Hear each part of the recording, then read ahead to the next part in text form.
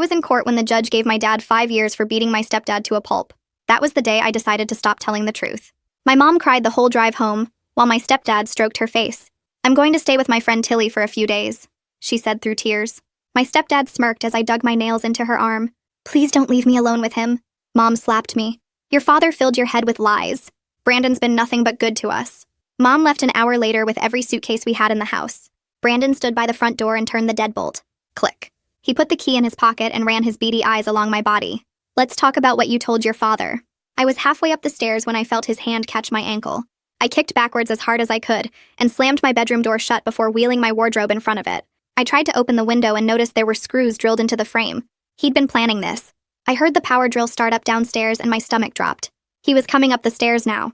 Suddenly, I heard the drill outside my door, while he installed something I couldn't see. After a few minutes, it stopped and his footsteps walked away down the hall. I pushed the dresser aside and tried the door, but it wouldn't move. He'd locked me in from the outside. "We have 3 days," his voice sang through the door. "3 days to teach you what happens to little girls who tell lies about their stepdaddies." I tore through my closet looking for anything useful and found my old Chromebook buried under some clothes. I instantly opened Discord and messaged my friend. "Brandon locked me in my room. He's going to hurt me." She responded immediately. "Is this about your dad? You promised you wouldn't tell." Before I could type anything back, the screen went black. He'd cut the power. I knew I didn't have long before he had his way with me. I instantly grabbed the lamp from my nightstand and swung it at the window as hard as I could. Crack! An alarm started screaming through the house. While I climbed out the broken window, I could hear him slamming his body against my doorframe. He was laughing, like this was all some game he'd been excited to play. The door crashed open, but I didn't look back. I shimmied sideways along the ledge, barely making my way towards the bathroom window. Before Brandon could figure out what was going on, I grabbed the frame and hit the tile floor hard.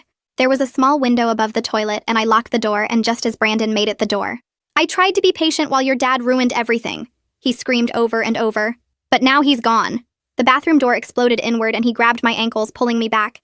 I screamed and clawed at the window frame until my fingernails bent backwards and broke. He was pulling so hard that he slipped, and suddenly I was sliding through, falling into the bushes below. I had so much adrenaline in my body that I didn't even care about the pain. I just forced myself up and started running toward our neighbor Miss Apple's house. I looked back once and saw Brandon walking out the front door, like he had all the time in the world because he knew I couldn't get far. His hand was in his jacket pocket, wrapped around something I couldn't see. Miss Apple's porch light turned on and the door opened. "Help!" I tried to scream, but it came out as barely a gasp. "Honey, come back inside." Brandon's voice was sickly sweet. Miss Apple stepped onto her porch looking worried. "Oh my goodness, what happened to you, dear?" I collapsed onto her lawn, unable to stand anymore. "He locked me in my room. He's going to hurt me. Please call 911. Brandon knelt down beside me with perfect concern arranged on his face. "Miss Apple,